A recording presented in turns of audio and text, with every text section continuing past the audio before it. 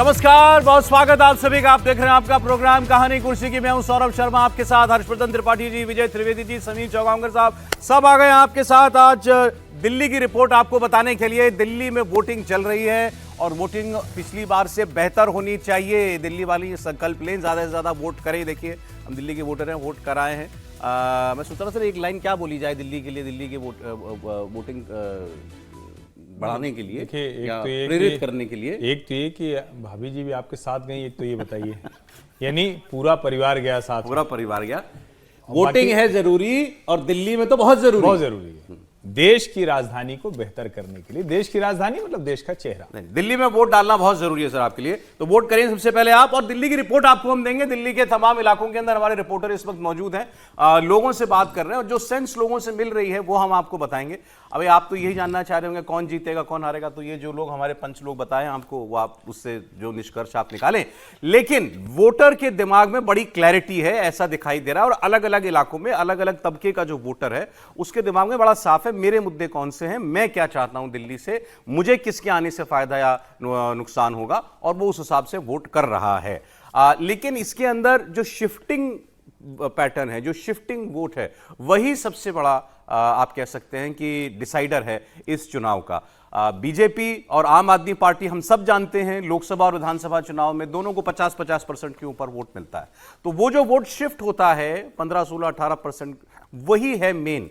अब वो वोट कहां से आता है, वो मुख्यतः जो है क्या मिडिल क्लास का वोटर है या और सेगमेंट्स का भी वोटर है, ये इस बार जो है वो तय करेगा। और चाहे बजट में 12 लाख तक इनकम टैक्स में छूट की बात हो, यमुना की सफाई की बात हो, एयर पोल्यूशन ठीक कर देंगे, मोदी जी की ये सारे बातें हैं। उन्होंने अपनी पर्सनल गारंटी दी है कि मुझ पर भरोसा कीजिए, मैं आपकी दिल्ली को संवारूंगा। दूसरी तरफ अरविंद केजरीवाल है, वो अपने मॉडल से नहीं हिले। अरविंद केजरीवाल का मॉडल है जो सबसे गरीब बॉटम तबका है हमारा, गरीब तबका, झुग्गी झोपड़ी वाला तबका, उसको जो रियायतें जो सहूलियतें मिलती हैं वो जारी रहें। दिल्ली के स्कूल अगर बेहतर हुए हैं तो वो उसको पता है, दिल्ली के अस्पताल अगर बेहतर हुए हैं उसको लाभ मिलता है, तो वो जरूर चाहेगा कि अरविंद केजरीवाल आए। तो दरअसल यही लड़ाई कि अपना अपना जो वोट पक्के वाला है उसको तो पकड़ के रखो, उसको छिटकने नहीं देना है।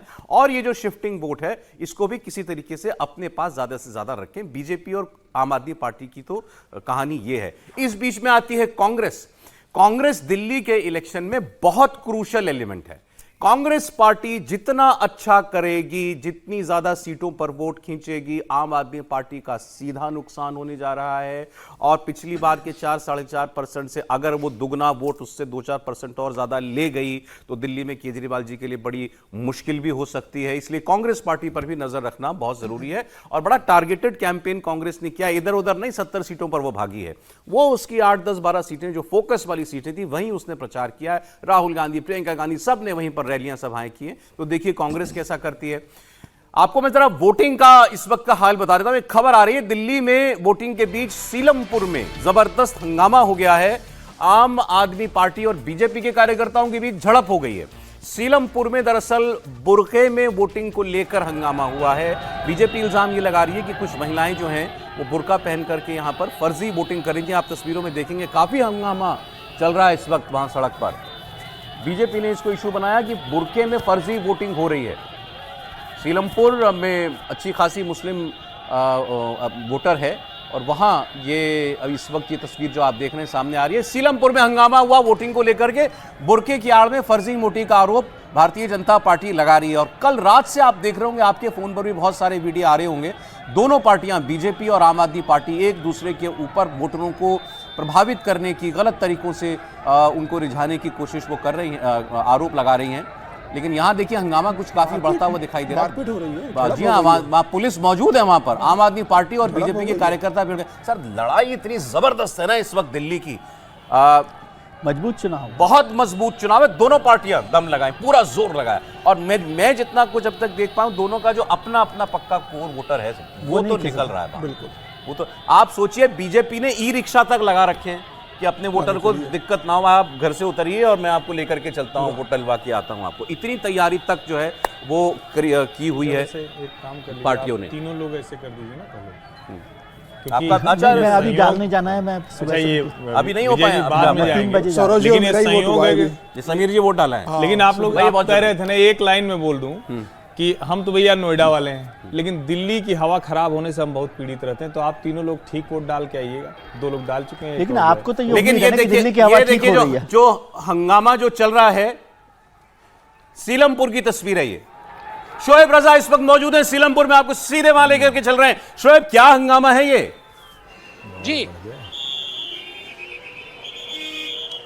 बिल्कुल, देखिए ये आरोप लगाया था एक पूनम नाम की महिला ने कि उसका वोट था यहाँ पर, लेकिन जब वो वोट डालने के लिए आई तो पहले ही वोट डाला जा चुका था। उसने इस बात की शिकायत भी की, लेकिन उसकी नहीं सुनी गई। जिसके बाद उसकी जो सास थी वो भी आई, उन्होंने बातचीत की कि हमारा वोट किसने डाल दिया। इसके बाद कुछ जो बीजेपी के लोग थे उन्होंने कहा कि यहाँ बुर्के की जो आड़ में फर्जी वोटिंग की जा रही है, इस तरह की जो शिकायत है वो दर्ज कराई गई और हंगामा उसी को लेकर हुआ। उसके बाद यहाँ जो फोर्स है उसको लगा दिया गया है और देखिए अभी भी यहाँ लाइनें तो लगी हुई है काफ़ी ज़्यादा, लेकिन लोगों को यहाँ से अब हटाया जा रहा है क्योंकि बिल्कुल ये सीलमपुर के जो ब्रह्मपुरी इलाका है, यहाँ पर ये पूरा क्षेत्र है और मेन सड़क पर है, तो कतारें तो काफ़ी लंबी लंबी यहाँ पर अभी भी लगी है, लेकिन हंगामे को पुलिस ने आकर शांत कर दिया है। हालांकि जो पूनम नाम की महिला है वो अपना वोट नहीं डाल सकी। अब यहाँ पर काफ़ी बड़ी तादाद में जो मुस्लिम महिलाएं हैं वो ज़रूर मौजूद है, बुरके में भी आ रही है, उनसे भी बात करने की कोशिश करते हैं। ये बताएं कि जी यहाँ कुछ देर पहले हंगामा हुआ था, थी आप तब उस वक्त यहाँ? नहीं। क्या नाम है आपका? जी हुसैन। नाम भी असल में ये बात नहीं करना चाहती, लेकिन फोर्स देखिए कि किस तरह से यहाँ पर तैनात है और बहुत बड़ी तादाद में यहाँ फोर्स लगाई गई है ताकि किसी तरह की भी जो शोएब, आप तो लगातार सुबह से घूम रहे हैं, वोटिंग देख रहे हैं, लोगों से बात कर रहे हैं। खास तौर पर मैं आपसे भी मुस्लिम एरियाज की बात करना चाहता हूं। 10-12 सीटें हैं मुस्लिम वोटर वाली सीटें। क्या सेंस मिल रहा है आपको लोगों से बात करके? 2 सीटों पर तो ओवैसी साहब ने भी अपने उम्मीदवार दे रखे हैं। बिल्कुल, देखिए जिन 2 सीटों पर ओवैसी के उम्मीदवार हैं यानी कि AIMIM के ओखला और मुस्तफाबाद, उसमें ओखला में ज़्यादा मजबूती से AIMIM लड़ती नज़र आ रही है क्योंकि वहाँ मुस्लिम जो परसेंटेज है वो ज़्यादा है बनिस्बत मुस्तफाबाद के। हालांकि मुस्तफाबाद का जो वोटर है, मुझे जो अभी तक की जो बातचीत हुई, वहाँ वोट तो बहुत ज़बरदस्त, वोटिंग दिल्ली में सबसे ज़्यादा उसी विधानसभा सीट पर हो रही है मुस्तफाबाद में, दूसरी विधानसभा सीटों के मुकाबले। लेकिन लोग 3 जगह पर मुस्लिम वोट बटते हुए वहाँ नजर आ रहे हैं और अगर शाम तक ये ट्रेंड रहता है तो फिर वहाँ बीजेपी के लिए फ़ायदा हो सकता है मुस्तफाबाद में। ओखला का जो मामला है वो थोड़ा अलग है क्योंकि वहाँ मुस्लिम जो परसेंटेज है वोटिंग की वो तो ठीक है, लेकिन वो करीब 55 से 60% तक जाता है। तो ऐसे में AIMIM भी उम्मीद कर रही है कि अगर उनको वोट एक तरफा या फिर एक बड़ा हिस्सा मुसलमानों का जाता है और आम आदमी पार्टी को कुछ हिंदी वोट भी मिलता है तो बीजेपी को नुकसान हो सकता है और MIM यहाँ जीत सकती है, इस तरह की वो उम्मीद कर रही है। लेकिन MIM को ये उम्मीद है कि मुसलमान, क्योंकि दिल्ली में ये उम्मीद कर रहे हैं कि केजरीवाल लौटेंगे और इसलिए वो उनको वोट देंगे, तो अलग अलग तरह की बातें हैं।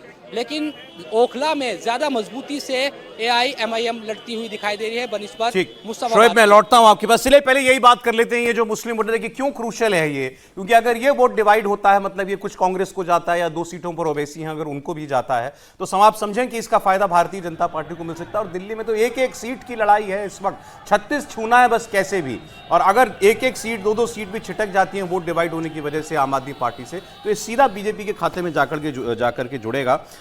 सुबह हम लोगों ने कुछ बातचीत जो हमारे रिपोर्टर्स कर रहे थे वो मैं देख रहा था, ऐसा नहीं है कि ओवैसी साहब को वोट इस बार नहीं मिलने जा रहा है। खासकर यंग वोटर्स में जो मुस्लिम यूथ है उसमें असदुद्दीन ओवैसी की दोनों कैंडिडेट्स को लेकर के एक ट्रैक्शन जरूर है। और वो सीधे ये बात कह रहे थे कि वोट बंटना नहीं चाहिए, सारा वोट पतंग के नारे लग रहे थे आज सुबह भी, जो मैंने देखा।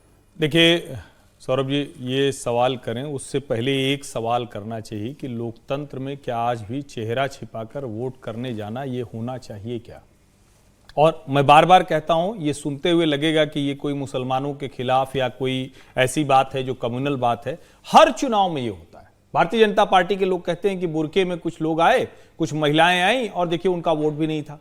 अब कई बार कहा जाता है कि वो लेडी पुलिस ऑफिसर को दिखा देंगे, लेडी जो वहां चुनाव से जुड़े लोग हैं उनको दिखा देंगे, लेकिन फिर सवाल वही है, जब लंबी कतार हो, एक के बाद एक लोग हो, तो कितनों का आप चेहरा उतरवाएंगे? न तो फ्रिस्किंग हो सकती है एयरपोर्ट की तरह, न तो उस तरह से कोई पहचान हो सकती है। इसको क्यों नहीं पूर्ण विराम होता है हर जगह। बहुत तनाव होता है। इसकी वजह से सांप्रदायिक, आज भी देखिए जो सीलमपुर में हो रहा है, क्यों हो रहा है? एकमात्र वजह है कि जो महिलाएं अगर अपने घर से निकलती, कुछ नहीं करना था, सिर्फ भाई आप चेहरा आपका नहीं छिपा होता और जो आई कार्ड है उससे मैच कर। ये तो नियम बने, इलेक्शन कमीशन नियम बना है, बनना ही चाहिए। ये एक तरह से आप कहें डेमोक्रेसी के लिए बहुत जरूरी है। अब आप कह रहे हैं कि कितना ट्रैक्शन मिल रहा है। देखिए, मुस्तफाबाद में ताहिर हुसैन के लिए बाकायदा दीन के लिए चुनाव होगा।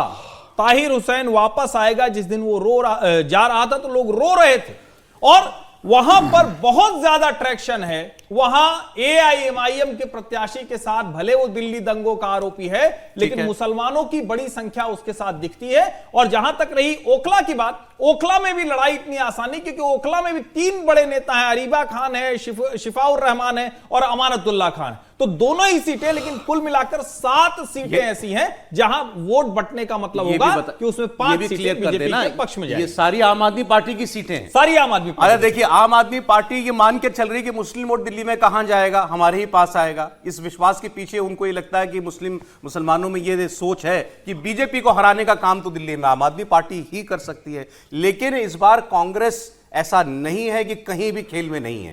कांग्रेस पार्टी ने टारगेटेड इन सीटों पर प्रचार किया है जाकर के, और मुस्लिम वोट कांग्रेस की तरफ अगर चला जाए तो उसमें कोई आश्चर्य नहीं है। मैंने फिर आपसे कहा कि ये इस सब के बीच में बीजेपी कहीं ऐसा ना हो कि उसको फायदा मिले, ये आपको एक ट्रेंड जो है दिखाई दे सकता है। अब आप केजरीवाल साहब की बात कीजिए साहब, आज मोदी जी कुंभ गए हुए हैं, वो अलग मैटर है। केजरीवाल साहब कुंभ नहीं गए एक बार भी। इवन दिल्ली के किसी मुस्लिम एरिया के अंदर केजरीवाल जी ने जाकर प्रचार नहीं किया। ये मतलब ये हिंदू वोट छिटक ना जाए, मुझसे उनकी रणनीति का हिस्सा है ना, कि वो ब्रांड नहीं होना चाहते। कुंभ जाकर वो प्रो हिंदू इमेज के साथ नहीं आना चाहते, और मुस्लिम बस्ती में जाकर भी वो एंटी हिंदू, हाँ, प्रो मुस्लिम नहीं दिखना चाहते। वो उनकी रणनीति का हिस्सा है। लेकिन जैसे मुस्लिम वोट का आपने जिक्र किया, बहुत महत्वपूर्ण है। और जैसे मुस्तफाबाद हम देख रहे हैं कि सबसे ज्यादा वोटिंग हुई है अभी तक की, 30% वोट वहां पर हो गया है। मुस्तफाबाद में यदि वोट एक तरफ चला गया माइनॉरिटी का, तो वो कोई भी जीत सकता है वहां पर। लेकिन यदि वो 2 पार्टीज में बट गया, यदि एमआईएम और आम आदमी पार्टी में, तो फिर भारतीय जनता पार्टी के जो उम्मीदवार हैं उनकी जीतने की संभावना, मोहन सिंह बिष्ट साहब की जो है उम्मीद बढ़ सकती है। लेकिन ओखला में तो तीनों में से कोई एक ही मुस्लिम कैंडिडेट वहां पर जीतने वाला। अमानतुल्लाह खान है, पुराने नेता हैं, विधायक हैं, अरीबा खान कांग्रेस से हैं, कांग्रेस की मजबूत है, हाँ। शिफाउर रहमान अमानतुल्लाह भी जो है मजबूत है, और शिफाउर रहमान के लिए भी एमआईएम ने बड़ी ताकत लगाई है, तो वहां तो ये होगा। अब यदि इन दोनों में से, क्योंकि आप समझिए लोकसभा चुनाव में देखें तो कांग्रेस को मुस्लिम वोट मिला है, बिल्कुल पूरी तरह से, बल्कि कहना चाहिए एक मुश्त वोट मिला है। 60-70% वोट वहां पर जो मुस्लिम सीटों पर जो मिलना था वो वोट मिला है। यदि उस वोट को या उससे कुछ कम वोट को भी सस्टेन कर पाती है तो आम आदमी पार्टी का बड़ा नुकसान वहां हो सकता है। और कांग्रेस को जो वोट मिलेगा वो मोटे तौर पर इन्हीं इलाकों में वोट मिलने वाला है। मैं नहीं समझता कि 10-12 सीटों से ज्यादा पर कांग्रेस का कोई, जहां मुस्लिम वोट ज्यादा बड़ा असर होगा। एक बार जरा आपको और हमारे सहयोगी के पास लेकर के चलते हैं। हुसैन रिजवी मटिया महल सीट पर इस वक्त इलाके में इस वक्त मौजूद हैं। वो आले मोहम्मद इकबाल आम आदमी पार्टी से, दीप्ति इंदौरा बीजेपी से और आसिम अहमद खान कांग्रेस पार्टी से उम्मीदवार हैं। हुसैन, आप भी सुबह से लोगों के बीच में हैं, क्या मन बनता दिख रहा है लोगों का?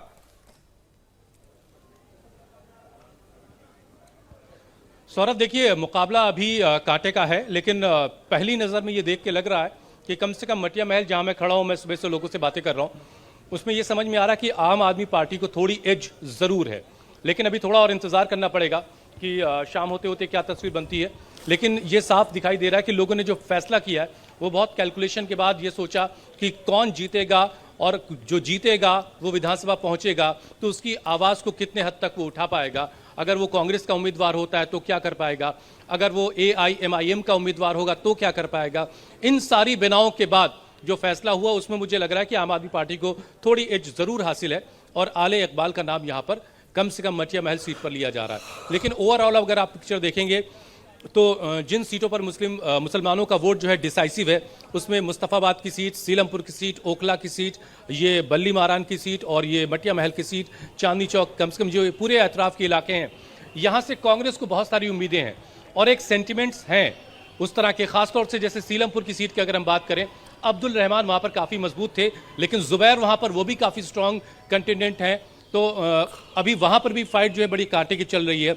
मुस्तफ़ाबाद में ताहिर हुसैन अच्छा खासा वोट काट रहे हैं, ऐसे में आखिरी वक्त में रुख क्या लेगा, लेकिन फिर वहाँ पे ये बात कही जा रही है कि आदिल को वहाँ पर भी एज हासिल है। तो कुल मिलाकर के जो वो सीटें हैं जहाँ पर मुसलमानों का वोट डिसाइसिव होता है या हो सकता है, उन सारी सीटों पर अभी की जो सूरत हाल दिखाई दे रही है, एट लास्ट मोमेंट लोगों ने शायद ये फैसला किया है कि आम आदमी पार्टी को एज मिल सकती है। आप कह रहे हैं एज आम आदमी पार्टी को है, लेकिन कांग्रेस की बात करने वाले लोग भी मिले आपको?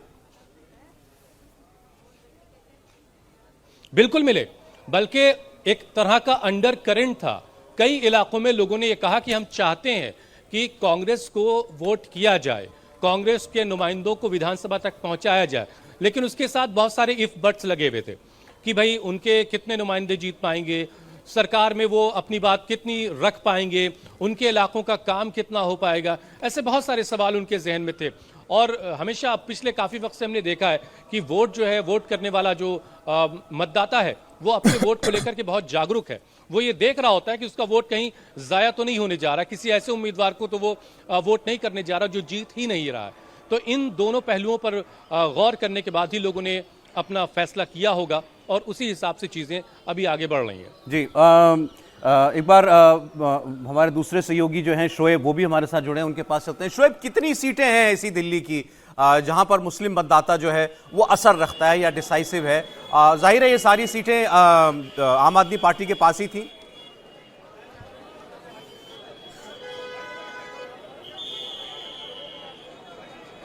शोएब,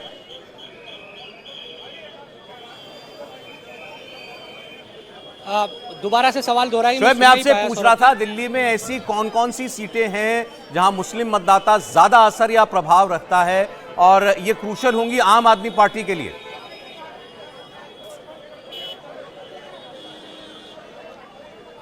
बिल्कुल, देखिए बहुत सारी सीटें हैं, जाहिर सी बात है। अगर दिल्ली की बात करते हैं, अगर ख़ास तौर पर जिस तरह से बात हो रही थी मुस्लिम मतदाताओं की, तो जाहिर सी बात है कि चाहे सीलमपुर, जिस तरह से बता रहा मैं यहाँ पर इस वक्त मौजूद भी हूँ, सीलमपुर हो और दूसरी जो सीट है, इन सीटों पर यकीनन इस बार ये बात अच्छी है आम आदमी पार्टी के लिए कि कांग्रेस ने जिस तरह से, हालांकि बता रहे थे हुसैन साहब की इस तरह से कांग्रेस को लेकर भी चीज़ें हैं, लेकिन ये बात सच है कि कांग्रेस ने उस तरह से प्रचार नहीं किया। तो मुस्लिम मतदाता ये मानकर बैठ चला है इन तमाम सीटों पर तो कि आम आदमी पार्टी ही बीजेपी से लड़ती हुई दिखाई दे रही है, तो वो आम आदमी पार्टी के साथ ज़्यादा नज़र आ रहा है अभी तक का जो रुझान है, अगर मैं देखूँ।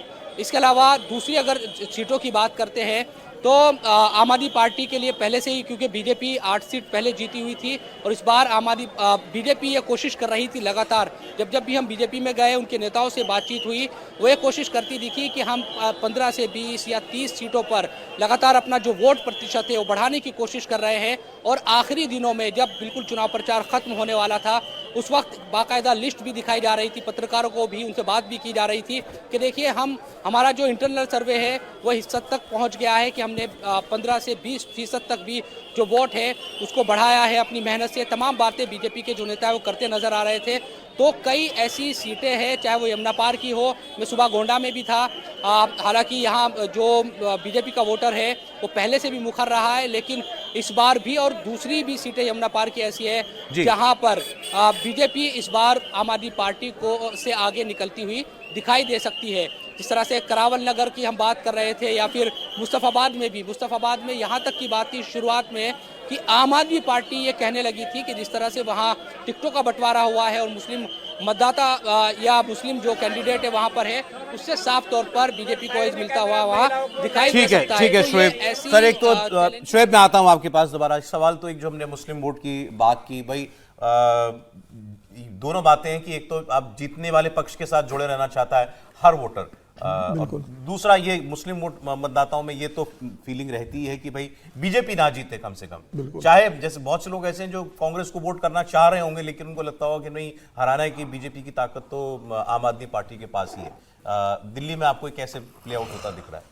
देखिए, शोएब और हुसैन ने बहुत अच्छे से बताया वहाँ जो सेंटिमेंट है, लेकिन मुझे जो लग रहा है इस बार कि ओवैसी बहुत बड़ा फैक्टर नहीं बनेगी। एक तो 2 सीटों पर चुनाव लड़ रहे हैं, वो 2 सीटों पर चुनाव लड़ रहे हैं और मतदाता जानता है कि ओवैसी न केंद्र में कोई मदद कर सकते हैं न राज्य में कर सकते हैं। ओवैसी हैदराबाद के कोई लोकल लीडर नहीं है। राहुल गांधी वो जानते हैं कि राहुल गांधी सेंट्रल में भी एक विपक्ष के नेता है, पुरजोर तरीके से अपनी आवाज उठाते हैं और खुलकर वो मुस्लिमों की बात लोकसभा में भी रख रहे हैं और जहां जहां भारतीय जनता पार्टी की सरकार है वहां, जहां जहां कांग्रेस की सरकार है वहां वो रख रहे हैं। और कांग्रेस का संगठन और कांग्रेस का जो इस समय स्थिति है वो पूरी तरीके से मुसलमानों का एक तरफा झुकी हुई नजर आ रही है। तो मुझे लग रहा है कि इस बार मुसलमानों को लग रहा होगा कि अरविंद केजरीवाल 2 नावों पर जिस तरीके से पैर रख रहे हैं कि हिंदुओं के वोट में लेता रहूं, मैं बजरंगबली के दर्शन भी करने चला जाऊं, मैं राम मंदिर के दर्शन करने चला जाऊं और मैं मुसलमानों के वोट भी लेता रहूं।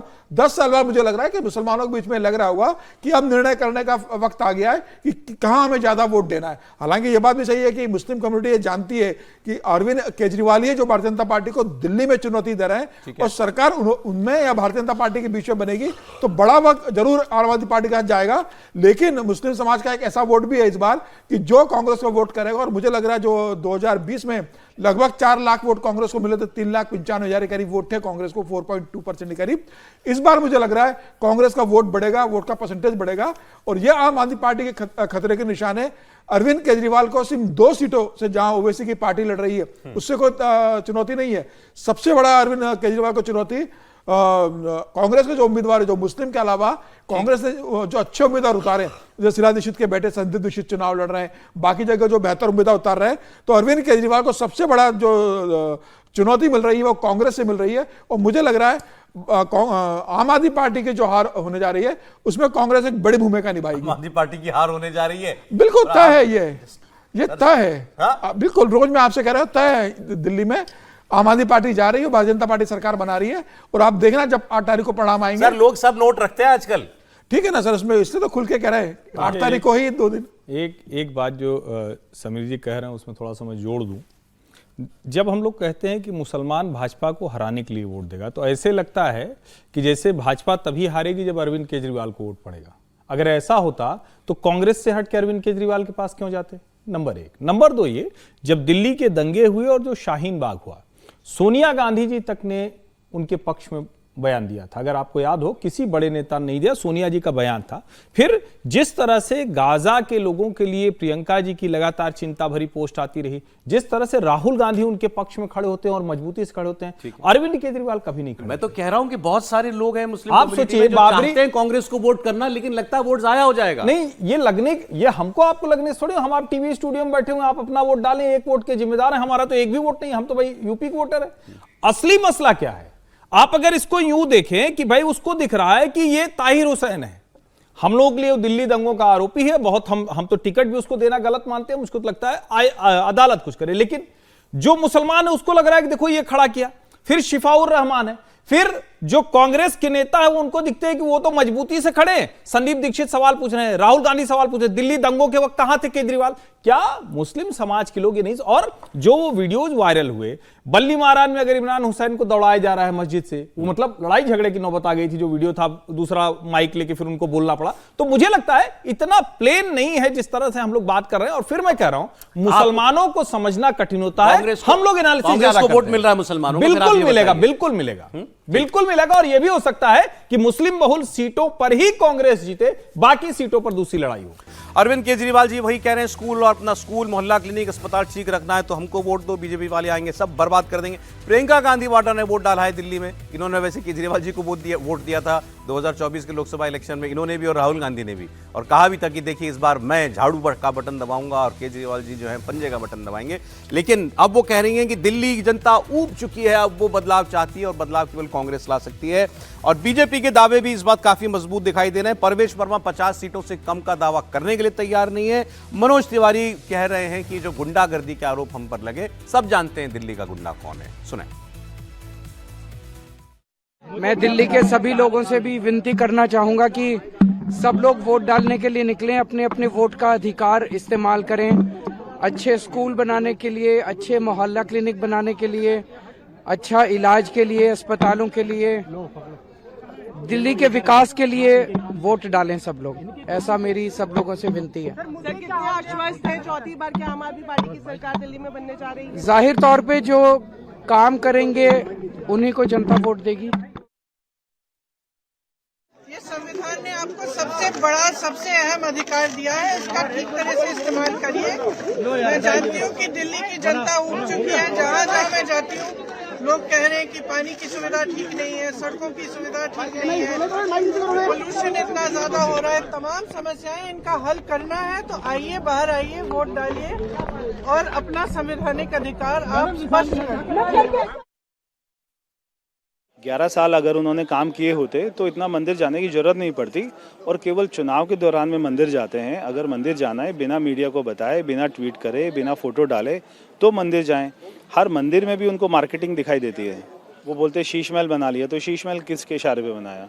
उन्होंने शराब के ठेके खोले, वो किसके इशारे पे खोले? तो जो जहाँ पे उनको कोई भी करप्शन करने होती थी तो वो उनको सारी परमिशन मिल जाती थी, जहाँ पे काम करना होता तो नहीं मिलती थी। ऐसा नहीं होता है। विश्वास है कि 50 से ज़्यादा सीटें जीतेंगे। देखिए, वो 3 टर्म तो ले चुके हैं। वो एक बार कांग्रेस के साथ बना के, 2 बार फुल फ्लेजेस प्रचंड बहुमत की सरकार, और उसके बाद भी दिल्ली को सिर्फ और सिर्फ कष्ट मिले, नेता भ्रष्ट मिले, बुजुर्गों को पेंशन बंद हुए, गरीबों को इलाज नहीं मिले, बच्चे फेल हुए 9वीं 11वीं में, यमुना जी के अंदर लोगों के पूरे सपने डूब गए, हवा गंदी मिली, पानी गंदा मिला, लोगों को मौत मिली। अब बस अब नहीं सहेंगे। अब साहब, आप दावे देखें दोनों पार्टियों के जो हैं, दोनों के इसलिए कह रहा हूं क्योंकि तीसरी पार्टी दावा करे तो पता है आपको। राहुल गांधी जी वोट डालने तो आ गए आज, लेकिन कुछ कह भी देते। आप अपनी पार्टी के इस वक्त सबसे बड़े नेता हैं तो एक अपील भी कर देते अपने वोटरों से। बड़ा समझ से परे है कि क्यों आज के दिन भी जो है वो उन्होंने कुछ बात नहीं की। प्रियंका जी ने बात की, नोटिस किया मैंने, इसलिए मैंने आपको ये बता दिया। अब आपको 2 और सीटों पर मैं लेकर के चलता हूं। नई दिल्ली, मतलब अरविंद केजरीवाल, परवेश वर्मा, संदीप दीक्षित के मुकाबले वाली सीट पर भास्कर मिश्रा हैं और अनामिका इस वक्त पटपड़गंज में मौजूद हैं। पटपड़गंज में अवध ओझा, रविंद्र सिंह नेगी और अनिल कुमार कांग्रेस से इनके बीच में मुकाबला चल रहा है। पहले भास्कर, आप बताएं पहले इस सीट का क्या हाल चल रहा है और किसके हाथ में है चाबी हार जीत की? देखिए, अभी तक जो हम लोग बात कर रहे थे चुनाव प्रचार के दौरान, वही कुछ अभी भी परिलक्षित हो रहा है। मैं नई दिल्ली इलाके के कई बूथ पे गया हूं और अलग अलग सेक्शन ऑफ सोसाइटी में बात की है वोटर्स से हमने जी। मिक्स रिस्पांस मिल रहा है। जो नई दिल्ली सीट का सबसे इंपॉर्टेंट हिस्सा है, वाल्मीकि मंदिर और उसके आसपास का इलाका, जहां पे वाल्मीकि समाज का भी बहुत ज्यादा वोट है, वहां पे गोल मार्केट के आसपास की झुग्गियां हैं बहुत सारी, उसमें भी हमने बात की है। मतदाताओं में क्लैरिटी नहीं है इस बात को लेकर कि ऐसा नहीं कह सकते कि 80% किसी एक पॉलिटिकल पार्टी के पास है। पहली बार हमने ये देखा है कि जो झुग्गी झोपड़ी के मतदाता हैं उनमें से भी कई लोग भारतीय जनता पार्टी की बात कर रहे हैं और बहुत सारे ऐसे भी हैं जो आपके साथ अभी भी जुड़े हुए हैं। एक चीज जो क्लियरिटी हुई है वो ये कि नई दिल्ली सीट पे कई ऐसे मिडिल क्लास या अपर मिडिल क्लास से बात की है हमने, तो उनमें से बहुत सारे लोगों का ये कहना था कि मोह भंग हुआ है उनका। ये एक क्लियर कट डिवाइड दिख रहा है, या ये कहें कि हम लोग जो बात कर रहे थे कि जैसा बजट आया है मध्यम वर्ग, ये जो आपने दोनों बातें अभी बताई हैं भास्कर, ये तो एक ट्रेंड दिखा रहा है ना। ये दोनों जो आपने middle class upper middle class के मोह भंग की बात की, मतलब वो केजरीवाल जी से अब ऐसा लगता है कि थोड़ा दूर जा रहा है। और अगर दलित वोट जो है, झुग्गी बस्ती वाला वोट जो है, वो तो केजरीवाल जी का ही वोट है। अगर उसमें भी आपने ये बताया कि एक तरफा ट्रेंड नहीं है, तो ये तो दोनों बातें केजरीवाल जी को परेशान करने वाली हैं। इसके साथ साथ और मैं बात बता दूं कि जो झुग्गी झोपड़ी वोटर थे उसमें पहली बार, ये तीसरा चुनाव है, पहली बार ऐसा लगा कि कांग्रेस के लिए भी कुछ लोग बात कर रहे थे। अच्छा। हालांकि बहुत ज्यादा नंबर नहीं था उनका, लेकिन कुछ लोग ऐसे थे कि जो कांग्रेस की बात कर रहे थे और कह रहे थे कि 10 साल में हमने देख लिया है, अब फिर से हम कांग्रेस के साथ जाएंगे। यानी संदीप दीक्षित की मेहनत जो है वो कहीं ना कहीं नजर आ रही है कि झुग्गी झोपड़ी में उसका कुछ न कुछ प्रभाव तो जरूर हुआ है। तो ये भी नई दिल्ली सीट पे देखने को मिल रहा है। अब देखना है कि ये ट्रेंड कितनी देर तक बरकरार रखता है। आम आदमी पार्टी का हालांकि ये कहना है कि उनका जो कोर वोट बैंक है वो काफी बड़ी संख्या में पहले 2 घंटे में पहुंचा है मतदान केंद्रों पे, और उसके बाद से कुछ रोकने की कोशिश भी की गई है। उसको काउंटर कर रहे हैं वो लोग कि उनको आने में दिक्कत ना हो। ये आम आदमी पार्टी के कई लोग बोल रहे हैं कि वो हमारे वोटरों को निकलने नहीं दिया जा रहा। क्या आपने पता किया इस बारे में, क्या सच्चाई है? और कई जगह हमने जाके देखा, लोगों से बात भी की है, तो ऐसा नहीं है कि पोलिंग बूथ के आसपास कोई बहुत ज्यादा परेशानी हो। ये बात और है कि भारतीय जनता पार्टी के कार्यकर्ता आपको नजर आ जाएंगे। चुनाव में हर पॉलिटिकल पार्टी के लोग रहते हैं। किस बिना पे कहा जा रहा है, कोई वीडियो वाला ऐसा कोई सबूत हमारे पास हाथ नहीं लगा है, ना ही लोगों की तरफ से ये कहा गया है कि उनको रोका गया था कहीं पे। पोलिंग बूथ पे हमने बात की, खासकर जो वाल्मीकि मंदिर के पास में एक बड़ा सा पोलिंग बूथ है जहां 4 पोलिंग बूथ है, तो उनमें से किसी का भी ये नहीं कहना था कि मुझे रोका गया। वो लोग वाल्मीकि बस्ती और साथ में गोल मार्केट की जो झुग्गियां हैं, इन सब इलाकों से ही आ रहे थे। ठीक है भास्कर, मैं आता हूं कि कुछ बोल रहे हैं आप। एक लाइन जरूरी है। आप अभी कह रहे थे कि वो 14-15% वोट बार बार, ये हम लोग पिछली कहानी को लोकसभा विधानसभा में जो जाता है इधर उधर है। भास्कर उस पहेली को सुलझा रहे हैं। भास्कर बता रहे हैं कि जो मिडिल क्लास और अपर मिडिल क्लास है, जो दिल्ली की बेहतरी के लिए, जो केजरीवाल के वादे पर भरोसा करने के लिए, क्लीन पॉलिटिक्स के लिए जो वो जाता था और लोकसभा में मोदी के साथ जाता था, वो केजरीवाल से निराश। सर ये ट्रेंड क्या बताता है? बिल्कुल वही है, और इसी बात पर मैं जिक्र कर रहा हूं कि वो जो 16% 14% वोट है, वो भारतीय जनता पार्टी में जब लोकसभा में चुनाव देता तो नरेंद्र मोदी को एक ईमानदार नेता के तौर पर देखता था, और दिल्ली में जब चुनता था तो वह अरविंद केजरीवाल को एक ईमानदार राजनीति के तौर पर देखता था। उसके इस सोच में एक बड़े तौर पर बदलाव आया है इस वाले कार्यकाल के दौरान। और वो मोटा मोटा middle class upper middle class, और वो मोटा मोटा middle class upper middle class है। जो लोअर मिडिल क्लास है और ईडब्ल्यूएस है, वो आज भी अब उनकी लाभार्थी फ्री बीज की योजना है, उसके साथ अरविंद केजरीवाल साहब के साथ जुड़ा हुआ है। उसमें मुझे कोई बहुत बड़ा बदलाव नहीं दिख रहा। 20% वोट है, वो इंटैक्ट है, जो भी है उसका, लेकिन वो इंटैक्ट है। लेकिन अपर क्लास और अपर मिडिल क्लास जो है जी, वो दोनों उसमें से कुछ बदलाव, वो शायद क्या कहना चाहिए, निराश हुआ है।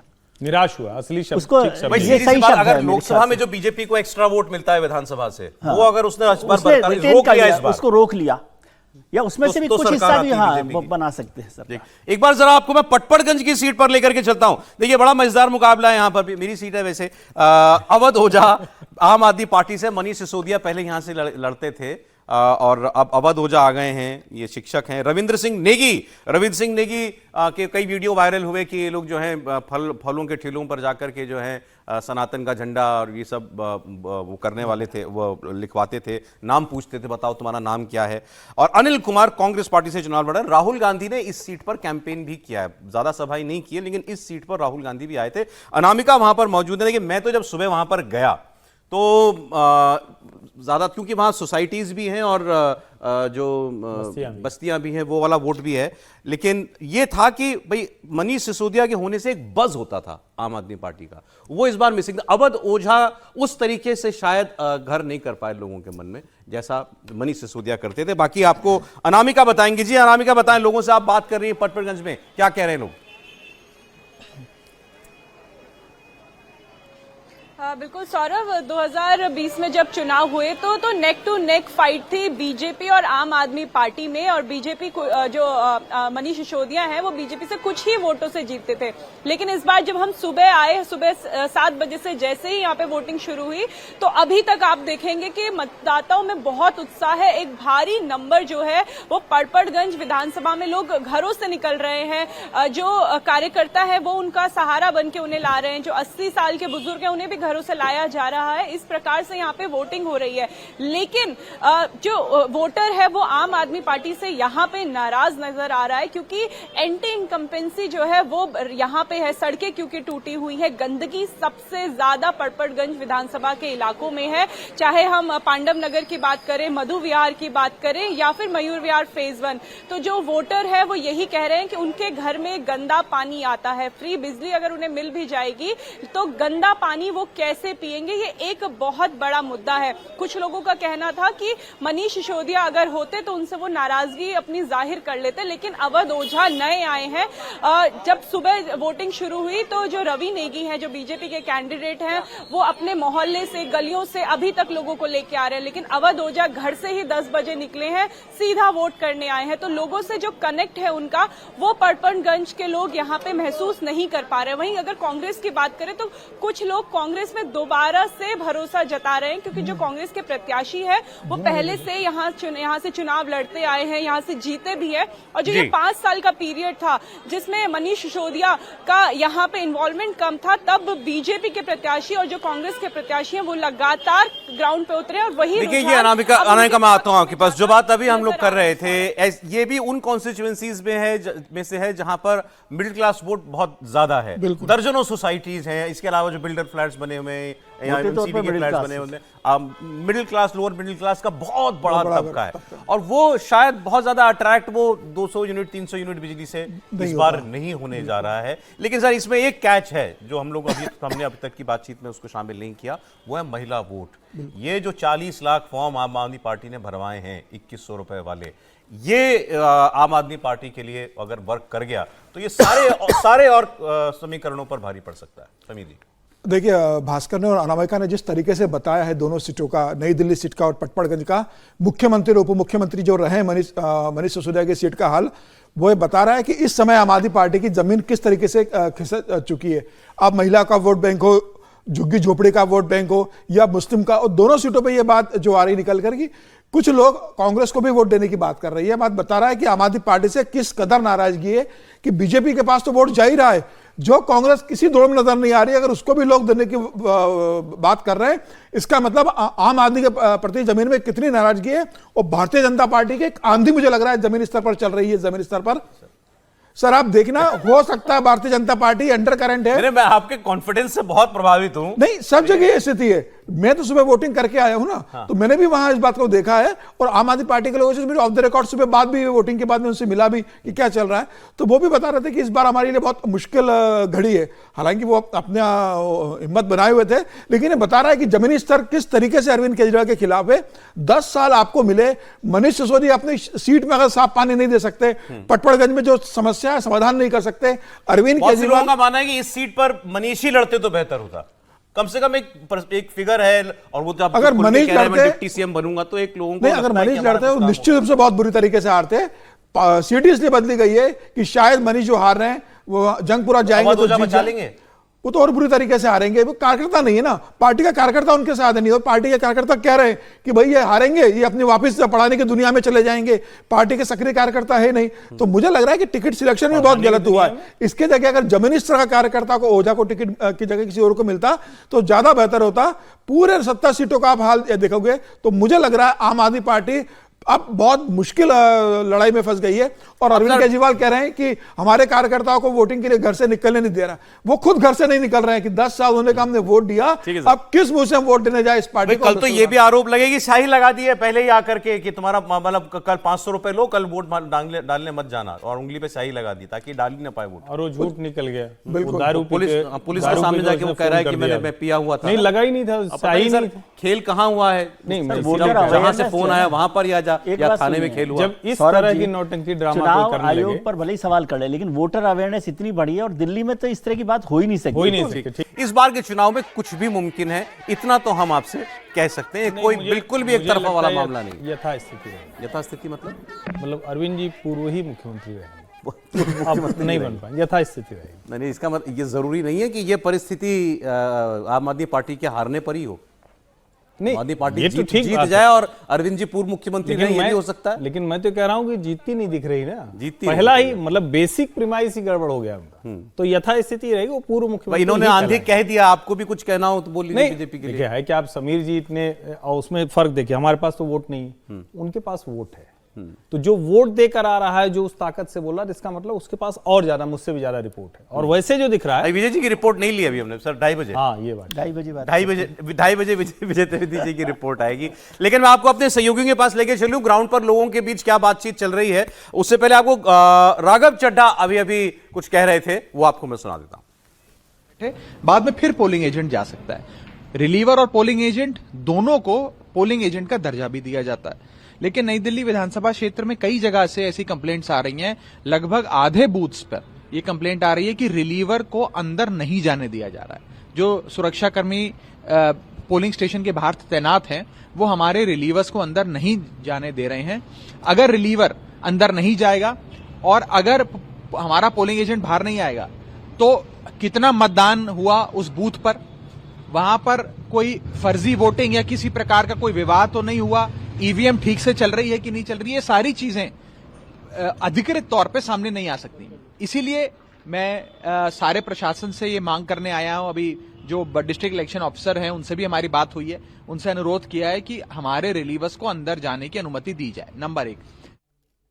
अब राघव चड्ढा जी नई दिल्ली यानी अरविंद केजरीवाल जी की सीट की बात कर रहे हैं। मैं जितना उनकी बात समझ पाया कि पोलिंग एजेंट हमारा अंदर है और उसको रिलीव करने, रिलीवर वही हुआ ना सर, दूसरा आदमी थोड़ी देर के लिए, आधा घंटा 2 घंटे के लिए उसको अंदर नहीं जाने रिलीवर और पोलिंग एजेंट में समझें तो पार्टी पहले अपने स्ट्रांग आदमी को पोलिंग एजेंट बनाती है, उसके बाद नंबर 2 जो होता है उसको रिलीवर के तौर पर। अंदर तो आदमी है, वो रोकेगा, 2 घंटा एक्स्ट्रा काम कर रहा है, यही मतलब है। बस इससे ज्यादा कोई परेशानी उसमें नहीं हो सकती। ये अकेले का भी नहीं है ना। देखिए अब इसको आप कैसे लेते हैं कि इस पूरे चुनाव में आम आदमी पार्टी कंप्लेंट मोड में रही है, इलेक्शन कमीशन से शिकायत, दिल्ली पुलिस से शिकायत, और अब जब ये आप पिछले 1-2 दिन को ही आप देख लीजिए, शराब बट रही है साहब, पैसा बट रहा है साहब, पहले ही झुग्गी बस्तियों में जाकर स्याही लगा दी जा रही है ताकि वो वोट ना कर पाए। अब आज ये नई बात जो है वो सामने वोट बढ़ाने की कोशिश हो रही है। 10% वोटिंग, 10 ईवीएम, केजरीवाल जी ने ईवीएम पर भी सवाल उठा दिया था कल कि 10% वोटिंग की वोट की हेराफेरी हो सकती है। पोलिंग एजेंट को एक बात समझिए, पोलिंग एजेंट की, क्योंकि मैंने इलेक्शंस को बहुत देखा। पोलिंग एजेंट की बात समझिए, वो जो कह रहे हैं राघव चड्ढा साहब, दिल्ली में 699 कैंडिडेट हैं इस समय। 699 का मतलब एवरेज 10 कैंडिडेट हो गए हर सीट पर, 70 सीटें है ना, तो 10 के 10 पोलिंग एजेंट है। भारतीय जनता पार्टी 1 है, तो एक पोलिंग एजेंट के खिलाफ नजर रखने के लिए 9 पोलिंग एजेंट है। एग्जैक्टली, इसको ऐसे देखिए, मतलब आपका आम आदमी पार्टी वाला निगरानी नहीं करेगा तो दूसरा करेगा, कांग्रेस करेगा, इंडिपेंडेंट करेगा, मतलब 9 पोलिंग एजेंट। नहीं तो मैं ये आपसे जानना चाह रहा हूं, ये जो केजरीवाल जी लगातार शिकायत मोड में है, ये डर है क्या? नॉर्मली ऐसा ही होता है कि जब डर लगने लगता है, खिसकने लगता है, तो आप नए नए एक्सक्यूजेज इस्तेमाल करने लगते हैं कि अब ये नहीं मिला है, आपको पोलिंग एजेंट को नहीं मौका मिल रहा है, लाइट बंद है, अभी लाइट बंद का कुछ अंधेरे में। सौरभ भारद्वाज ने कहा कि वोटिंग मशीनें जो है ईवीएम अंधेरे में रख दी गई। हालांकि मुझे लग रहा था कि सौरभ भारद्वाज आम आदमी पार्टी के सबसे मजबूत उम्मीदवार हैं, जिनके कुछ अभी भी लोग ऐसे ही कह रहे हैं, बेटे के इलाज से वो लड़ रहे हैं और अच्छा चुनाव लड़ रहे हैं, बहुत स्ट्रांग। गोपाल राय भी वहां भी अंधेरा नहीं, और वो तो टेक्निकल बैकग्राउंड के आदमी हैं। उन्होंने कहा धूप में नहीं रखनी होती है मशीन, लेकिन इसका मतलब ये भी नहीं कि अंधेरे में रख दो। वो उनको भी शायद यही डर होगा कि अंधेरे में क्या गिटपिट कर देंगे ये इसके साथ। Anyway, अच्छा चलते हैं हमारे रिपोर्टर अतुल भाटिया मादीपुर में है, विजय लक्ष्मी गोल मार्केट एरिया में। तो पहले एक बार फिर विजय लक्ष्मी से हम बात करते हैं। ये गोल मार्केट नई दिल्ली, ये एक सी सीट है। वो गोल मार्केट पहले, मतलब गोल मार्केट नई दिल्ली अब हो गई है, पहले गोल मार्केट नहीं, एक ही सीट है वो, नई दिल्ली में गोल मार्केट। नई दिल्ली में गोल मार्केट। जी विजय लक्ष्मी बताइए, केजरीवाल साहब मुश्किल में है, परवेश वर्मा की गाड़ी निकल जाएगी आगे, या संदीप दीक्षित को भी कुछ वोट मिल रहा है? देखिए, नई दिल्ली के जिस पोलिंग बूथ पर मैं हूं, गोल मार्केट में, एक तो यहां पर दिखा दूं कि कतार, सौरभ, जो हमें बाकी नई दिल्ली के बूथ्स पर कई जगहों पर नहीं दिखी, वो यहां पर लगातार जो है कतारें जो है वो वोटर्स की यहां पर लगातार दिख रही हैं। और क्योंकि यहां पर कर्मचारी जो है, सरकारी कर्मचारी जो है, वही ज्यादातर इस बूथ पर जिस पर मैं खड़ी हूं यहां पर बतौर वोटर्स पहुंचे हैं। और आपका जो सवाल था, जनता से ही पूछ लेते हैं कि क्या उनके मुद्दे हैं और क्या लग रहा है इस बार क्या लग रहा है में? मुद्दा विकास का है, मुद्दा विकास का ही है। हाँ, तो जो पिछले 10-11 साल में जो विकास हुआ उससे संतुष्ट है? हाँ जी, हाँ संतुष्ट है जी। चलिए, देखिए, ये कह रहे हैं कि संतुष्ट हैं। आइए आप महिलाओं से सौरभ एक बार बात करने की कोशिश करते हैं। काफी सारी महिलाएं, आपको लगता है कि काफी सारे लोग जो हैं वो फ्री में 2500 रुपए, 2100 रुपए की बात हो रही है, ये मुद्दा है महिलाओं के लिए? हाँ, 2100 वाला तो है, 2500 वाला भी है, मुद्दा तो है। तो आपको लगता है इसके आधार पर वोट करेंगी महिलाएं? कम लगता है, जो विकास करेगा वो इसी को तो करेंगे। तो महिलाएं 2100-2500 क्यों बिकेंगी?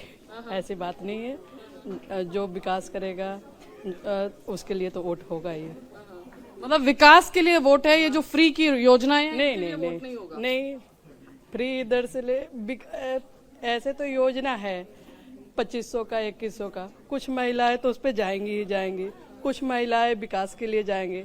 अब अपने अपने जो महिलाएं हैं अपनी अपनी डिसाइड करेंगे कि कैसे हम जा सकते। इन्होंने हालांकि एक बड़ी बात कही कि महिलाओं का वोट जो है वो बिकने वाला नहीं है। कुछ और महिलाओं से बात करते हैं। बड़ा मैसेज है इसमें, बड़ी बात है। क्या लग रहा है इस बार मुद्दे देखिए, एजुकेशन होना चाहिए। बच्चे पढ़ लिख के बैठे हैं, उनको काम धंधा नहीं मिल रहा है। सबसे बड़ी बात तो रोजगार होना चाहिए, है ना। और ये जो दे करके जो 2500-2100 दे रहे हैं ना, तो इसका ये तो कोई मायने नहीं रखता ना, कितने दिन देंगे। इससे काम इससे तो और बच्चों को निठल्ले बना दे। महिलाएं सशक्त हो जाती हैं। नहीं, कोई सशक्त नहीं होती। कितने दिन सशक्त होंगी? इससे कोई, ये तो भिखारी बना रहे ना, देने की आदत बनाते रहे ना, ऐसे नहीं होता ना, है ना। कुछ काम दो ना। आपका नाम बताइए। अनीता, क्या लाइवलीहुड ही सबसे बड़ा टॉपिक होना चाहिए। फ्रीबीज जो है वो नहीं, चैरिटी कभी डेवलपमेंट को लीड नहीं करती है। दूसरा जो है पोल्यूशन एक बहुत बड़ा मुद्दा होना चाहिए। जिस तरह से जीने लायक ये सिटी बची नहीं है और इसके बाहर हम काम करने जा नहीं सकते हैं, तो यहाँ पे पोल्यूशन सबसे बड़ा मुद्दा होगा। आपकी सबसे हाई प्रोफाइल सीट है, एक पूर्व मुख्यमंत्री और 2 पूर्व मुख्यमंत्रियों के बेटे इस सीट सर, तो क्या वोटर कंफ्यूज भी है?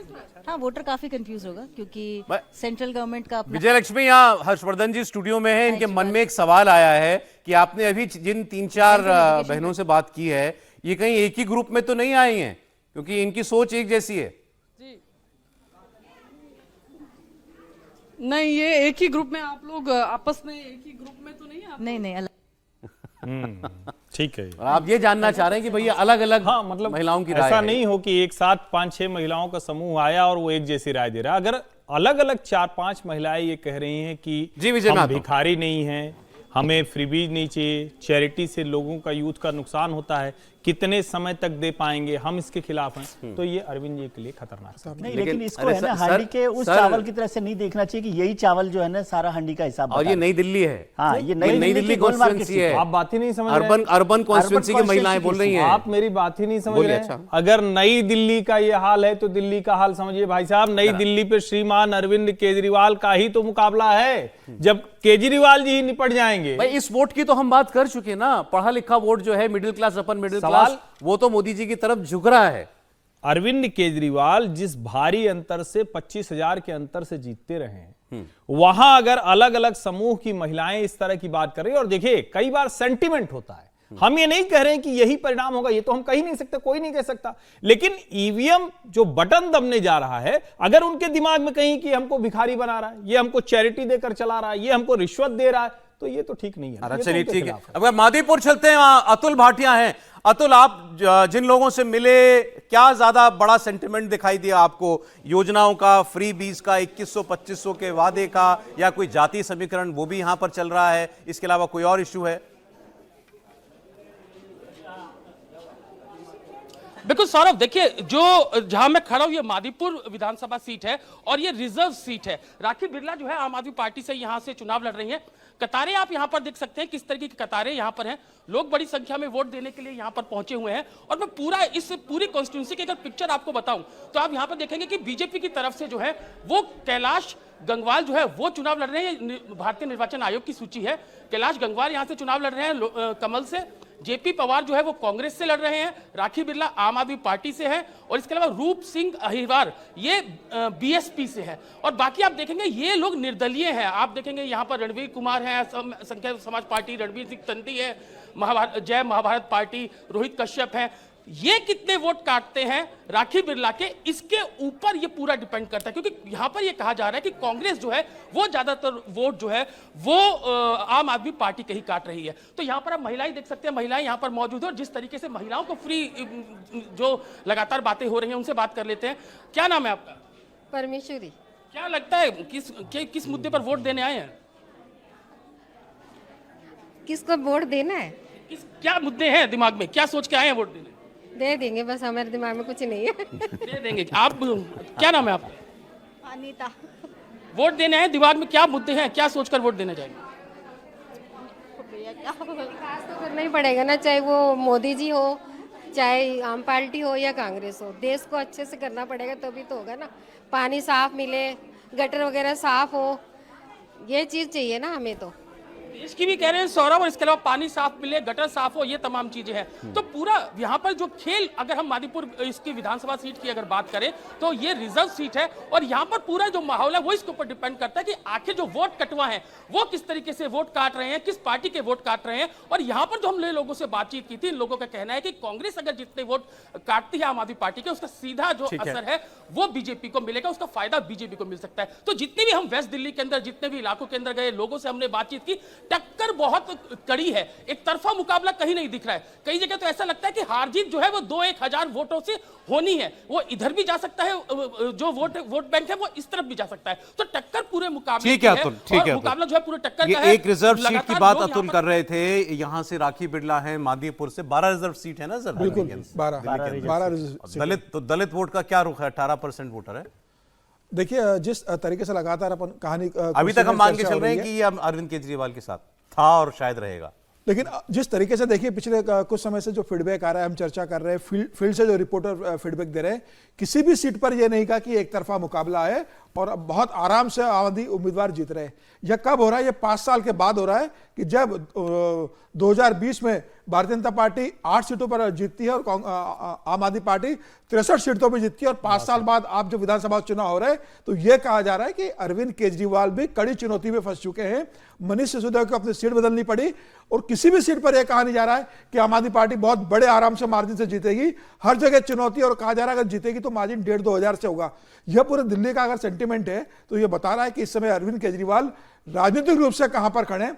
मुझे लग रहा है यह सब परिणाम बता रहा है कि भारतीय जनता पार्टी ने किस तरीके से 5 साल में बाजी पलटी है, और अरविंद केजरीवाल का 10 साल का जो एंटी इनकम्बेंसी था, जनता का जो फीडबैक आ रहा है, जिस तरीके से महिलाएं जो बता रही थी कि 2,500 रुपए और 2,100 रुपए, युवाओं को नौकरी नहीं है, अगर आप पैसे दोगे तो उनको निठल्ला बना दोगे, अगर 2,100 रुपए दोगे, तो ये जमीन का सेंटीमेंट बता रहा है कि वो नहीं चाहती कि उन्हें आप सिर्फ फ्री बीज दो, वो चाहती कि आप उन्हें स्वच्छ पानी दो, उन्हें पॉल्यूशन फ्री एयर दो, कि अगर यहाँ नौकरी करना है तो फिर वही बात सर, ये महिलाओं के एक सेक्शन की राय है, जरूरी नहीं कि ये ज्यादातर महिलाओं की राय होती तो फिर सारे राजनीतिक दल उस ट्रैप में क्यों आते? आप इसको भी समझिए ना, राजनीतिक दल तो ग्राउंड पर काम करते हैं ना हमसे ज्यादा। बिल्कुल ठीक। और आज की तारीख में दिल्ली के बीजेपी को काउंटर क्यों देना पड़ा? क्यों काउंटर देना पड़ा? क्यों प्रधानमंत्री जी को कहना पड़ा कि इन सब योजनाओं को जारी रखेंगे? फिर वो 2,100 से 2,500 रुपए पे क्यों आ गए? इसका मतलब उनको ग्राउंड पर ये समझ आई है बात कि महिलाओं के लिए या जो वोटर है उसके लिए लाभार्थी का या फ्री बीज का जो मसला है वो बहुत महत्वपूर्ण है। और केवल नई दिल्ली सीट पर कुछ महिलाओं के वोट को आप पूरी हांडी के चावल का हांडी का समझ रहे हो हिसाब, तो मेरे ख्याल से गलत कर रहे होंगे हम लोग। नहीं, इसमें जो दूसरी सीट पर थे, कौन सी सीट? मादीपुर पर, उस पे जो महिला थी वो पहले उन्होंने कहा कि अब हम क्या कहें नहीं समझ में आ रहा है, फिर उन्होंने कहा कि अब मोदी हो, केजरीवाल हो, कांग्रेस हो, सबको काम तो करना पड़ेगा, और 2,100 2,500 सब दे रहे हैं। क्यों 2,500 किया, ये उससे समझ में आता है। एक वर्ग जो महिलाओं का हो, जो थोड़ा सा लोअर इनकम ग्रुप है, उनकी महिलाओं को तो अगर 2,500 मिल रहा है और उनको लग रहा है डेवलपमेंट भी होगा, उनको लगता है नाली भी साफ हो गया, वो कह रहे नाली साफ नहीं हो रही, वही महिला कह रही, तो उनको 2,500 देना इसीलिए जरूरी था। भारतीय जनता पार्टी लड़ाई में है, जब लड़ाई के मैदान में होते हैं तो वो सारे वो पैंतरे आजमाए जाते हैं। उसको पता है कि 2,500 वाला ऐलान करना होगा जो उस वर्ग को अपील कर रहा है, और साथ में उसको नरेंद्र मोदी की ब्रांडिंग है वो प्लस करती है। एक बात जो ये अभी बातचीत हमारे रिपोर्टर्स ने जो की उसको देख करके दिमाग में आई, कितना महत्वपूर्ण है वोटर के साथ सीधे एंगेज होना, सीधे बात करना प्रचार में, बड़ी बड़ी रैलियों में नहीं, छोटे छोटे ग्रुप्स में जाकर के, गली मोहल्लों में जाकर के जो पार्टियां प्रचार करती हैं, वहां आप कन्विंस करते हो सामने वाले को, उसकी कुछ शिकायत भी होगी वो भी आपको सुननी पड़ती है, लेकिन फिर उसको बताना पड़ता है देखो हम ही करेंगे तुम्हारा काम। ये जो वही बात है कि भाई वो 2,500 दे रहा है, हम तुमको 2,100 दे रहे हैं, हमारा काम सफाई का यहाँ काम नहीं हुआ तो कौन करेगा इसमें। और इस बार यहाँ बीजेपी अगेन हरियाणा और महाराष्ट्र की तरह यहाँ बीजेपी आरएसएस ने वो काम किया है, छोटे छोटे ग्रुप्स में कन्विंसिंग जो की है। 50,000 बैठकें आरएसएस ने की, 50,000 दिल्ली में, और अलग अलग इलाकों के लिए अलग अलग टोलियां बनाई गई, जिसको कहते हैं जो ड्राइंग रूम मीटिंग्स होती है, जो उन्होंने लोकसभा चुनाव के समय भी शुरू किया था, लेकिन इस बार और ज्यादा, जिसको कहते हैं कि नीचे के स्तर तक वो उसका इफेक्ट बहुत ज्यादा होता है। प्रधानमंत्री नरेंद्र मोदी आज महाकुंभ में प्रयागराज में थे, वहां उन्होंने स्नान किया, ये भी जुड़ गया दिल्ली के इलेक्शन से, कैसे मैं आपको बताता हूं, लेकिन पहले आप तस्वीरें देख लीजिए। प्रधानमंत्री सुबह करीब 10:30 बजे वहां पहुंचे हैं, 2 घंटा वहां पर वो रुके हैं, और जहां प्रधानमंत्री स्नान कर रहे थे उन्हीं के पीछे आम लोगों का जो है स्नान वो भी लगातार चल रहा था। मतलब ये पूरा वहाँ प्रयास किया गया था कि प्राइम मिनिस्टर आ रहे हैं, लेकिन उनके प्रयागराज में आने से, कुंभ में आने से आम लोगों को कोई दिक्कत ना हो, कहीं वहाँ पर अव्यवस्था ना हो या उनकी वजह से लोगों को रोका जाए, कोई सुविधा हो, इसका पूरा ध्यान रखा गया कि ऐसा बिल्कुल ना हो। प्रधानमंत्री ने बाकायदा पूरा विधिवत पूजा की है, उसके बाद डुबकी लगाई है। योगी जी उनके साथ लगातार थे, नाव में बैठकर दोनों एक साथ संगम तक गए हैं, वहां पर प्रधानमंत्री ने पूजा की। अब मैं आपको क्या बताता हूं कि ये दिल्ली के चुनाव से कैसे जुड़ा, और ये होना ही था। नाना पटोले कांग्रेस पार्टी के नेता हैं, उन्होंने ये सबसे पहले बात कह दी कि आज दिल्ली का इलेक्शन है, इसी दिन मोदी जी प्रयाग क्यों गए, इसी दिन उनको कुंभ में स्नान क्यों करना था, क्योंकि दिल्ली में जब वोट पड़ रहे होंगे तो टीवी पर मोदी जी दिखाए जा रहे होंगे, तो इससे वोटर जो है वो प्रभावित होगा। और ये सोच समझ के एक इवेंट क्रिएट करने के लिए बीजेपी ने प्रधानमंत्री का आज का ही दिन चुना महाकुंभ में स्नान कराने का। तो एक बार ये तस्वीरें जरा एक बार फुल स्क्रीन दिखा दीजिए प्रधानमंत्री के आज महाकुंभ में जाने की।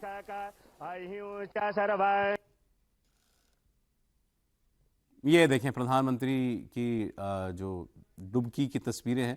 पानी थोड़ा, लेकिन ये मैं देख रहा था कि थोड़ा कम था। नहीं, पानी एक तो सुरक्षा के लिहाज से भी कई जगह घाट भी ऐसे बनाया गया है कि बहुत पानी ना हो, हालांकि ऐसा नहीं है, पानी है, मतलब नहीं पानी से मतलब जहां वो गए हैं वहां थोड़ा मुझे लगता है सिक्योरिटी पर्पस से भी होगा कि इतना अधिक पानी नहीं हो, इसलिए भी वो हम सब तेरी माँ उतारे आरती, मन में बसा कर तेरी मूर्ति। अच्छा, अब जो लोग ये शिकायत कर रहे हैं कि आज मोदी जी गए, तो पलट के ये भी पूछा जा सकता है, अभी आप कोई भी नेता जा सकता था, रोक तो किसी पर भी नहीं है। दिल्ली का चुनाव चल रहा है, केजरीवाल जी भी जा सकते थे, वो नहीं गए हैं। राहुल गांधी के मुंह से तो मैंने सुना ही नहीं कि ऐसा क्यों उनका मन में भी है। जैसे लोग इस पर कह रहे हैं, वैसे लोग उस पर भी कह रहे हैं कि अखिलेश जी चले ही इसलिए गए थे कि मिल्कीपुर का चुनाव था, वरना राम मंदिर तो नहीं गए। तो ऐसा नहीं है, सब अपने अपने लिहाज से कहेंगे, लेकिन मुझे लगता है कि अगर प्रयागराज में स्नान करने से 700 किलोमीटर दूर दिल्ली में असर पड़ रहा है, तो फिर तो गंगा मैया की बड़ी कृपा है, बहुत चमत्कार। सुन लीजिए ना, नाना पटोले को सुना दीजिए कि दिल्ली का चुनाव है करके प्रधानमंत्री जी आज ही के दिन कुंभ स्नान में गए हैं, तो दिन भर उनको पूरे आज जो चैनलों पे दिखाया जाएगा, जिससे वोटरों पे इफेक्ट होगा। तो इवेंट करने में वो तो एक्सपर्ट है, उसमें कोई दो मत नहीं है। तो मैं वो ये भी नहीं कहता कि क्यों नहाने गए, ठीक है, सब श्रद्धालु है, सबने सनातन धर्म के लोगों ने नहाना चाहिए, ये करना चाहिए, तो इसमें विरोध करने का नहीं। लेकिन जो इवेंट करते करते आज देश की जो परिस्थिति हुई है, वो परिस्थिति ऐसी हुई है कि आज हम 110 से भी बाहर हो गए सशक्त देश में लिस्ट में से। इवेंट करते करते ये देश की तबाही जो हो रही है उसके ऊपर भी ध्यान देना चाहिए, इतना ही हमारा। आज ही के दिन क्यों गए मोदी जी महाकुंभ में, बताएं विजय जी। सवाल जवाब मतलब है कुछ दम सवाल में? नहीं, सवाल तो किया ही जा सकता है, सवाल की बात नहीं है। मैं इससे उलट 3 सवाल आपसे समझना चाहता हूँ। प्रधानमंत्री जी वहाँ पर गए, क्या किसी ये चुनाव आचार संहिता का उल्लंघन है? बिल्कुल नहीं, पहली बात। दूसरी बात, क्या चुनाव आयोग ने या किसी दल ने या किसी सरकार ने किसी और राजनेता को कहीं जाने से रोका है? गंगा की डुबकी नहीं, कहीं भी। आज जैसे राहुल जी भी पटना गए हुए, पटना में है राहुल गांधी, है ना, तो किसी को नहीं रोका। तीसरी बात जो सबसे बड़ी कही जाती है कि भाई ये स्ट्रेटेजी के तहत ये किया गया, रणनीति के तौर पर, और इसका फायदा बीजेपी को होगा। मान लीजिए होता है, तो क्या रणनीति बनाना अपराध होता है चुनाव में? ठीक है ना, मतलब तीनों बातें। और कोई ये भी तो कह सकता है ना कि केजरीवाल कुंभ में नहीं आए तो ये भी रणनीति है। रणनीति है, वही कह रहा हूं ना, तो नहीं जाना और जाना दोनों रणनीति है। हालांकि हिस्टोरिकल रिकॉर्ड में बता दूं कि प्रधानमंत्री जी अब तक जितनी बार वोटिंग हुई है, मतलब प्रधानमंत्री बनने के बाद, वो 12 बार उन मौकों पर गए जिस दिन वोटिंग हो रही है किसी इलाके में, ठीक है, और उनमें से 6 बार भारतीय जनता पार्टी जीती है। तो बराबर जैसा, तो कोई इसको मतलब उसको लोग ओवर एस्टिमेट करते हैं कि साहब बहुत कुछ कमाल हो जाएगा। देखिए प्रधानमंत्री जी का जो वोटर है वो क्या उनके स्नान से उनके साथ जा रहा है क्या? बिल्कुल नहीं, मुझे तो यूं भी लगता है कि जब ऐसे नाना पटोले जैसे लोग कांग्रेस के बड़े नेता हैं, जब वो इस तरह का बयान देते हैं तो जिसके दिमाग में नहीं भी स्ट्राइक कर रहा है उसको लगता है कि हाँ बात सही है, हमारा नेता तो ये नहीं। लेकिन देखिए इतनी बात तो हमने भी की थी, इतनी बात तो होगी ना कि 5 ही तारीख क्यों चुनी गई है। नहीं, आगे पीछे कभी भी जाया जा सकता है। अच्छा, एक चीज, लेकिन अगर ये बीजेपी की स्ट्रेटेजी भी है तो भाई किसी कानून का उल्लंघन तो है नहीं। मुझे जो ध्यान में है, प्रधानमंत्री जी का वोट यहाँ दिल्ली में नहीं है, अहमदाबाद में। प्रधानमंत्री जी का वोट तो अहमदाबाद है। आज दिल्ली में रहने की उनकी कोई आवश्यकता थी नहीं, तो उस दिन का सदुपयोग कैसे करेंगे? तो राजनीतिक रणनीति भी है, संगम स्नान भी हो गया। मैं तो कह रहा हूँ रणनीति है तो भी मतलब अपराध नहीं है ना। नहीं, इसीलिए मैं कह रहा हूँ ये तो अच्छा है ना। अच्छा, कोई कह दे कि पटना जा रहे हैं, वो भी तो कुछ कर सकते थे। अच्छा, पता नहीं, हो सकता उसमें भी पूर्वांचली वोटरों को साधने कुछ हो। पटना जा रहे हैं राहुल जी, देखें वहां से क्या खबर आती है। लेकिन इसकी यूपी में क्योंकि हम लोग बात कर रहे हैं महाकुंभ की, तो आज कांग्रेस प्रवक्ता ने बहुत अच्छी तर्क दिया, मतलब अच्छा तर्क है उनका, अजीब मुझे लगा, एक कार्यक्रम में था तो उनका, देखिए प्रधानमंत्री जी हर काम रणनीति इस तरह से करते हैं, नहीं चैनल्स के, मीडिया के फायदे के लिए, कि कल शाम को जो बजट वोट ऑफ थैंक्स था राष्ट्रपति के अभिभाषण पर, धन्यवाद प्रस्ताव पर, वो भी उन्होंने 5 बजे किया। फिर मैंने उनको करेक्ट किया कि ये प्रधानमंत्री का जो भाषण होता है वो क्या है, आपको जानकारी है? वो धन्यवाद प्रस्ताव पर जवाब है। बिल्कुल, जब जवाब होता है जब बहस खत्म हो जाती है, सारे लोग बोल चुके होंगे, उसके आखिरी वक्त में होता है। और वो 5 बजे का समय इसलिए रखते हैं क्योंकि लोकसभा या राज्यसभा 6 बजे तक चलती है। इससे ये वो मानकर चलते हैं कि 1 घंटे का मोदी जी इन लोगों के दिमाग पर कितना चढ़े हुए हैं कि इसमें भी वो कुछ खोज ले रहे हैं। मतलब कितना ज्यादा दबाव है कि इसमें भी वो खोज ले रहे हैं कि 5 बजे, इसलिए धन्यवाद। नाना पटोले ने बोला ना कि भाई इवेंट बना देते हैं हर चीज को। भाई उनको फायदा हो रहा है इवेंट बनाने से, तो आप भी बना लो। हाँ, वही आप भी आपको बनाने के लिए कोई ने नहीं मना किया ना कि आप इवेंट बना। मैं मिल्कीपुर की बात अब आपसे करना चाहता हूं। मिल्कीपुर में भी चुनाव हो रहा है। यूपी में 10 सीटों पर उपचुनाव होने थे, कुल 9 सीटों पर हो चुके हैं। 9 में से 7 भाजपा जीती थी, 2 समाजवादी पार्टी जीती थी। लेकिन उस सब में जो सबसे प्रतिष्ठित चुनाव है वो ये मिल्कीपुर का चुनाव है। यहीं से अवधेश प्रसाद जी जो है वो सांसद चुन गए थे, विधायक थे पहले, तो ये सीट खाली हुई है। अब उनके सुपुत्र यहां से चुनाव लड़ा। ये आ गई तस्वीर, भाई ये तस्वीर सबको देखना बहुत जरूरी है। व्यूअर्स प्लीज ये देखिएगा जरा, अवधेश प्रसाद जी की जो आज पूजा है, सुन लीजिए बस।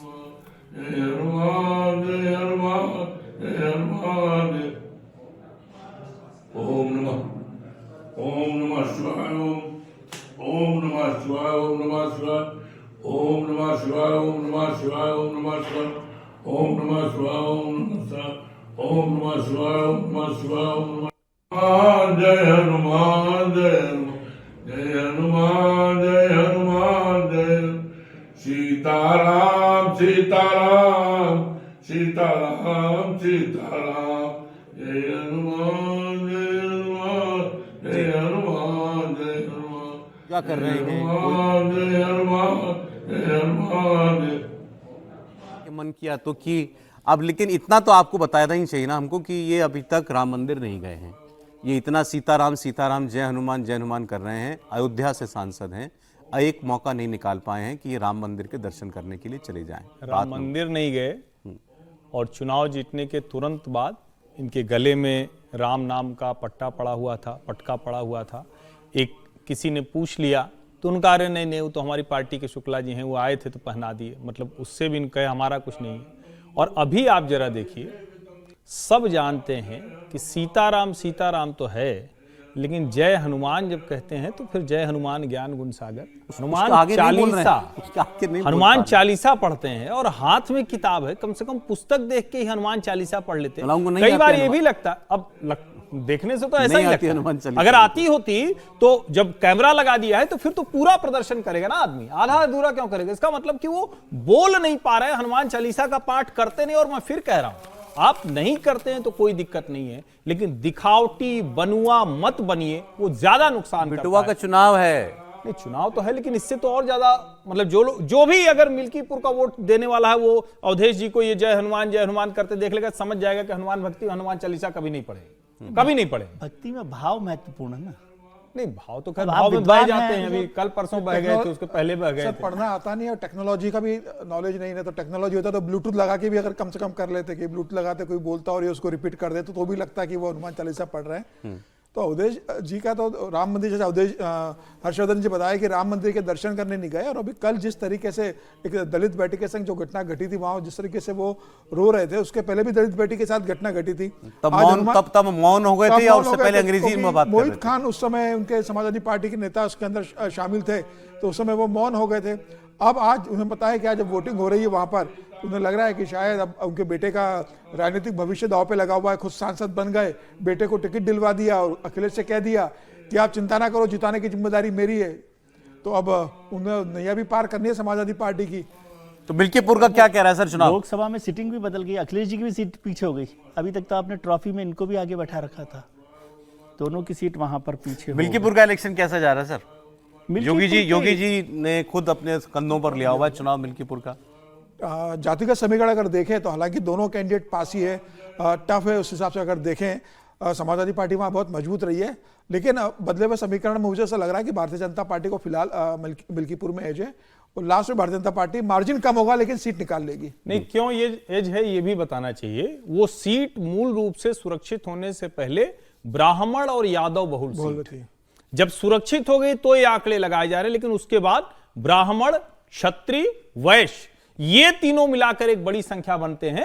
और चूंकि जो अभी प्रत्याशी चुना गया है, पहले बाबा गोरखनाथ का क्या था कि उन्होंने कुछ वहां जो ब्राह्मण राजपूत हैं उनसे थोड़ा उनका मामला ठीक नहीं था, कुछ लड़ाई झगड़ा और उस तरह की चीजें हो गई थी। ये चंद्रभानु के साथ नहीं। गोरखनाथ भी सुरक्षित उम्मीदवार। हाँ, सुरक्षित नहीं थे। तो ये इनको लाभ है। और मेरा ये मानना है कि भारतीय जनता पार्टी के लिए यहाँ साफ साफ दिख रहा है कि वो बढ़त पर है, पहले जैसी स्थिति नहीं। लेकिन आप अयोध्या को इतना करीब से समझते भी है, मुझे एक बात समझाइए। जो बात हम पहले कर रहे थे, जब 9 सीटों में से 8 सीटों पर चुनाव हो रहे थे, और जब अयोध्या का चुनाव, फैजाबाद का चुनाव अयोध्या ये अवधेश प्रसाद जीते थे, तो कहा गया कि भारतीय जनता पार्टी प्रायश्चित वोट पर काम करेगी।